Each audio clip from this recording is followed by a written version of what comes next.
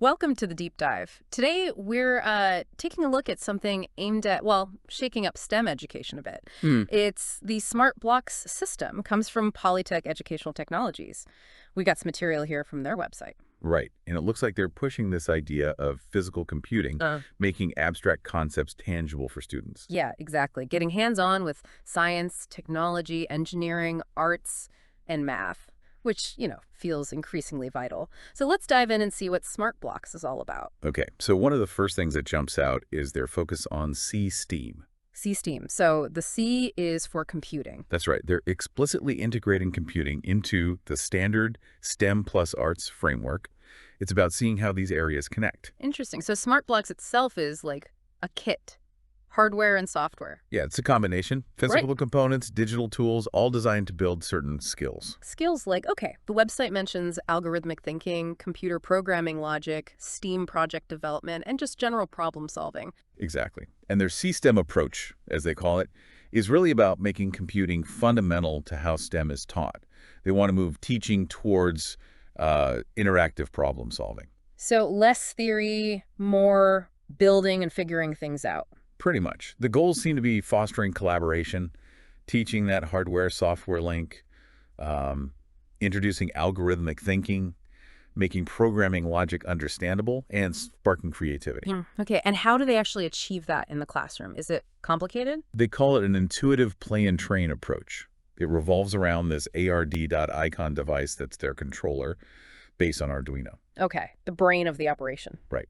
And you connect various electronic input-output devices to it, sensors, buttons, lights, that sort of thing. Then you program it all using a block logic platform, so it's designed for hands-on projects. Block logic, meaning like visual programming, Yeah. drag and drop. Exactly. Makes it accessible. And the hardware itself seems designed for ease of use, too. It's modular. Modular, okay. The electronic components are actually inside building blocks, like compatible ones.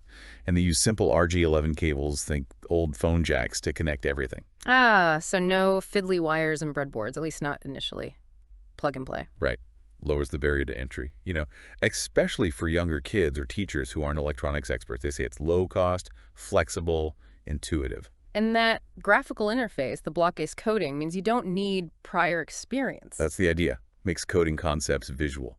Plus, they apparently provide support materials, tutorials, applications, videos. Good. What about the teaching side? Any specific tools for educators? Yeah, they mentioned a few subsystems. There's ARD.icon SB, which is software for circuit programming and simulation. Because you can test things digitally. Then ARD.icon EB, which seems to be like an ebook format for self-paced learning or class activities. And ARD.icon CS, a class interaction and management system. So a whole ecosystem, really. Students use the physical blocks, connect them to the ARD.icon, program it with the software, and learn programming through actual STEM projects. That's the core loop, yeah. And they emphasize it works across different ages and levels. Which brings us to the actual kits. They have different sets, right? They do. There's a basic programming set for primary education STEM. Focuses on learning by doing, hands-on stuff, basic program design for grades 3 to 6. Includes the controller, software, sensors, buttons, lights, motors. A starter kit, basically. Kind of. Mm-hmm. Then there's a slightly broader set for primary or secondary, comes in a hard case, and a more advanced programming set for secondary education STEM. More complex activities, wider range of commands. Seems like it.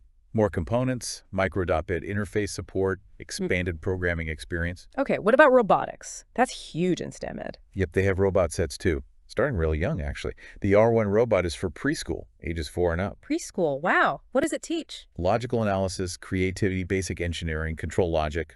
Using a micro.bit controller, you can program it with Microsoft MakeCode. It moves, has sensors, Bluetooth. That's pretty engaging for that age. Impressive. And for older kids? For elementary, ages 6 plus core, there's the R2 robot. Reacts to stimuli, avoids obstacles, follows lines. Uses the ARD.icon controller this time, plus their Smart Blox components. Programmable via an app or the ARD.icon software. Okay, stepping up to the complexity. Then the R3 robot, for ages 9 plus adds 4 degrees of motion, uses RD4 parts, reacts to sound and light, has joystick control plus Bluetooth. Getting quite sophisticated. And finally, the R4 robot for higher education, ages 13 plus 4. Four-wheel drive, robotic arm with a grabber, object tracking, line tracking, color sensors.